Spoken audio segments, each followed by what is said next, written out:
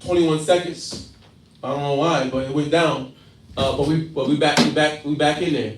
So we still have that Second Peter's, right? So he's gonna read it one more time. Go ahead. 2 Peter chapter 2, verse 2. And many shall follow their pernicious way. Their evil, murderous, deceptive, predatory ways. Right? Many follow that. Many are following that. And the Most High is trying to get us to get away from the devil, the demons, right? And the evil ones. And these pernicious ways is people that just don't have your best interest in heart. And most of these churches and most of these religions, these people are tucked away in their white towns, worshiping white Jesus and raping their kids. So they're doing that to their own families. What you think they're going to do to you? What you think they're going to do to you? And your kids. And your family when you bring them around, but because it's in a nice, quote-unquote, nice area, you think nothing's going to happen. White is right and chocolate ain't right, right? So, but that's the wrong spirit to have, right? The Most High showing us you got to get away from these churches. So read on. By reason of whom the way of truth shall be evil spoken of. Right, the way of truth is evil spoken of because all the evil that's going on, nobody talks about it. But guess what's being said here? It says enslaved Negro women. It says African. We're going to say Negro because we know there was Negro. Right? It was Israelite women. Women were routinely raped. But guess what? I want you to read that part about the evil ways again. Guess what?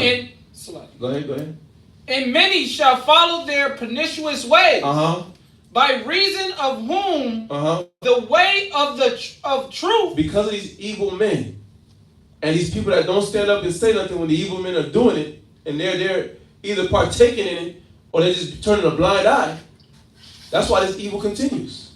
But it says, look, some church officials turned a blind eye or participated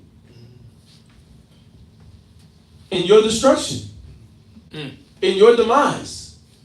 And all those demons is just floating around. Mind you, those people are gone. But all those demons and those spirits are still lingering around in those churches. And they've been unchecked for the last 100-some years, 1,000 years. Unchecked, unrequired, unvetted.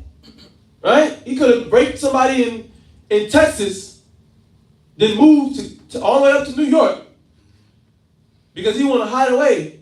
And then you would just let him in the church, right? Which is let brothers and sisters in the church, but there's supposed to be a vetting process, right?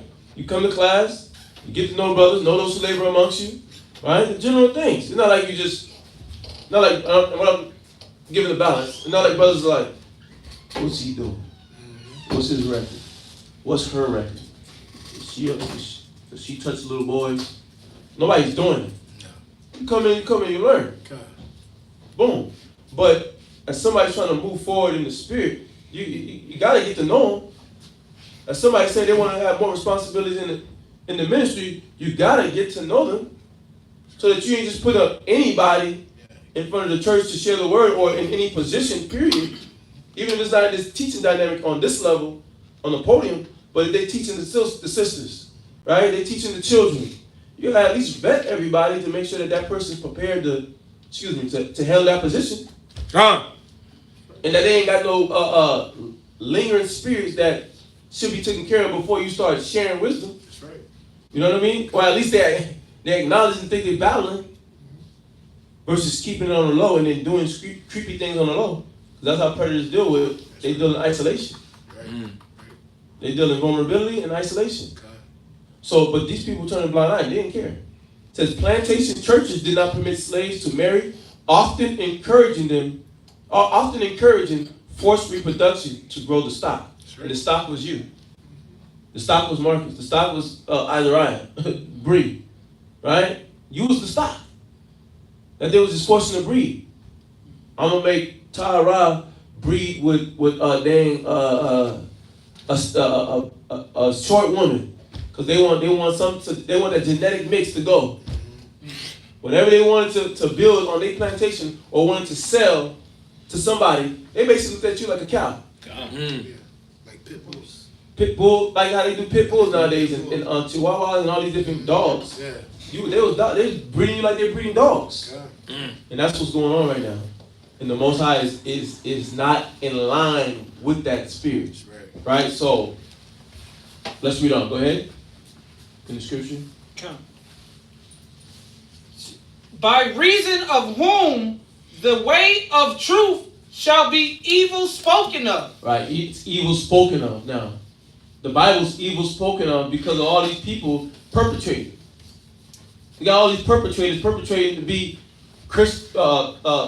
followers of Christ, right? Believers of the Most High, but they're over here, lo and behold, they raping children, right? Then lo and behold, they're saying it's okay to break the laws of God, right? It's madness though. And think about this. This is just in a lighter form, right? This is the book by Frank Zaquan Jordan, right? It says, "We were once a family. The disappearance of black culture and soul." Right? And they don't necessarily have a page number, but if you get this book, you'll get familiar with the page, right? But the head title for the page would say, "Christopher Columbus and European explorers introduced swine to native Indians." So swine was not, they weren't eating no swine. It was introduced to us by these explorers, so-called, or these colonizers. We're going to call them colonizers, Esau. It says, I'm going to read it real quick. It says, at Queen Isabella's insistence, so the queen, she insisted it, Christopher Columbus took 8 pigs on his voyage to Cuba in 1493. Right? And I'm going to get to the main points. It says, well, I'm going to read it through. It says, they were tough and could survive the voyage with minimal care. So they didn't need much to be taken care of. Right? Think about that. Why would you want to eat something that somebody else don't even want to take care of? Cows get groomed. Right? They get brushed, trimmed. The nails get cleaned up. The hooves get cleaned up. Right? They get fed good. They get fed the finest things just to make sure that they can get butchered and cooked up good. Yeah. And that the meat is on point. Not anymore. No, I mean, we don't. Definitely. But on a traditional farm, cats that care about that stuff, they doing that. But for the most part, we know Esau even messing with that too. We know the nation's messing that up too with the raising process of animals that were lawful to eat. Right? We know that too. Just to get that balance, right? So, but look, it says they supplied as an emergency food source if needed. And those that escaped provided meat for hunting on return trips. Right? Talking about the animals. It says this right here, but this is the key part. It says, before this, there weren't any known pigs reported in this land. Talking about just even in Cuba. Right? But just even in general with our people. There was no knowledge reported ever about pigs being in the land. So who introduced us to the swine? It was the nations. But these nations follow what faith? What faith do they claim to follow?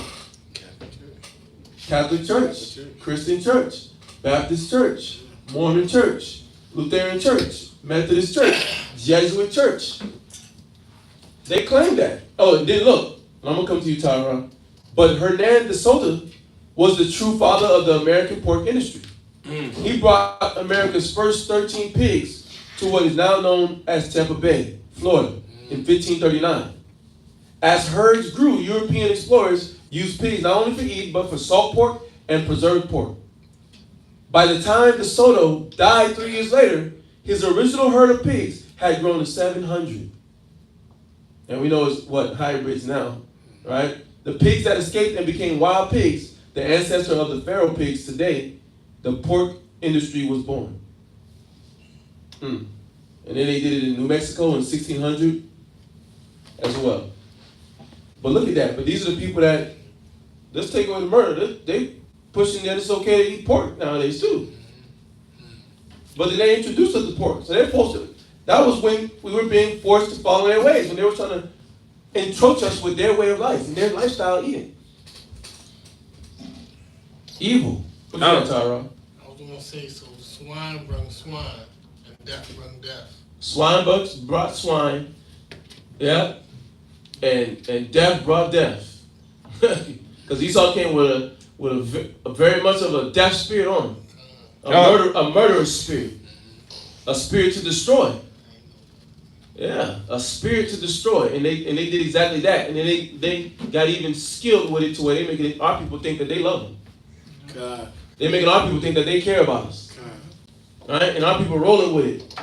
Swine is the new white meat. Right?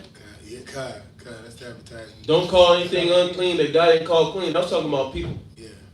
I wasn't talking about a pig. He was using the analogy of creatures. But he ain't going to talk about creatures, just talk about creatures in the Bible when he's trying to educate humans. Don't make no sense. To think that way. But finish where you at.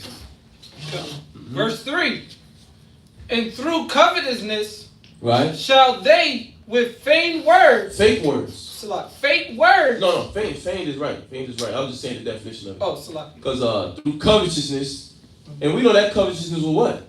It said it in the Bartolomeo de las Casas. It says the desolation of this people was gold only.